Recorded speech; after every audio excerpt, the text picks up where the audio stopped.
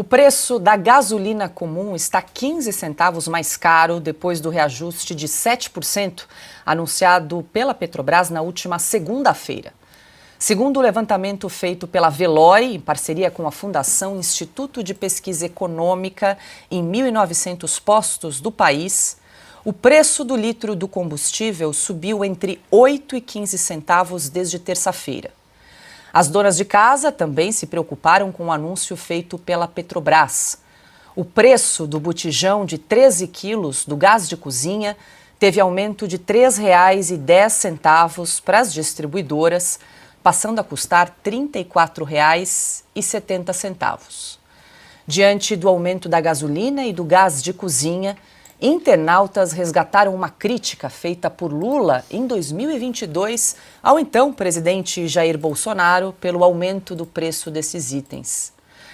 Constantino, na época, o petista ainda era pré-candidato e declarou que o único culpado pelos reajustes era o presidente da República. A fixação aí de Lula por Jair Bolsonaro vem de longe, consta.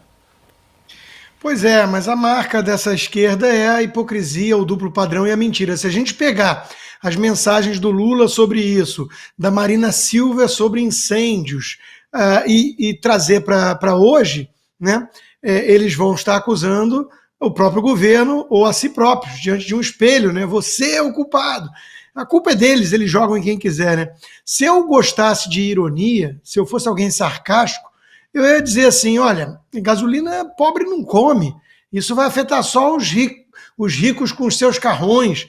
Chama a Miriam Leitão, chama a turma da Globo News, né, para explicar um negócio desses com todo o contorcionismo que só eles são capazes.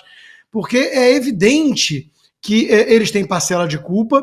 Um gráfico perfeito, Paulo, porque a gasolina, no final das contas, é câmbio mais o preço de uma commodity internacional. Então, óbvio que essa segunda parte não vai ser responsabilidade do governo. Mas o câmbio, sim, quando o dólar disparou, e isso faz com que tenha que ter reajuste em reais na bomba, isso é culpa direta do Lula. Tem um gráfico mostrando, quando ele abre a boca, o troço dispara, quando ele fecha a boca, volta a ceder. Como ele aprendeu o que é derivativos, porque ele usou essa palavra, eu me reservo o direito de desconfiar que ele anda operando em opções, né? Comprando talvez call de dólar, vai saber. Mas é evidente que o governo tem uma parcela de culpa. E tudo que o governo quer fazer para lidar com esse problema vai à contramão do que seria desejável. O que nós precisamos? De mais mercado, de mais competição, principalmente no refino. O petróleo é estratégico, dizem os nacionalistas e os petistas. Veja, não é mais estratégico do que para os Estados Unidos, uma potência industrial que faz guerra em tudo que é lugar. E nos Estados Unidos não existe uma Petro USA. É um setor competitivo, com mais de 30 empresas no setor de óleo e gás disputando o mercado. Por que o Brasil não pode ir nessa direção?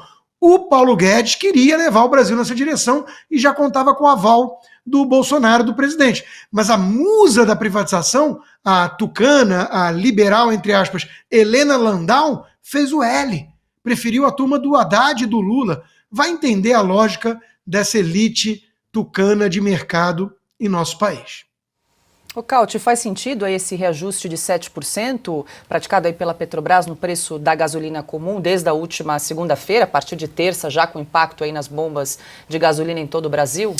Não só faz sentido, como infelizmente é pouco, né? Porque a Petrobras ainda está praticando preços defasados em relação à média mundial e mesmo com esta alta dos preços, mesmo com esse reajuste, ainda continuam defasados. Estamos dando uma olhada aqui no relatório da Abicom, né, que é a empresa, a Associação dos Importadores de Petróleo Privados, hoje estamos com uma defasagem de 11% no diesel e de 9% na gasolina nos principais polos da Petrobras. Ou seja, se o Brasil tivesse que ter o mesmo preço do nível internacional, né, tivesse que equiparar o preço brasileiro com o preço internacional, isso um dia vai ter que acontecer, porque até esse momento quem está pagando essa diferença é a própria Petrobras.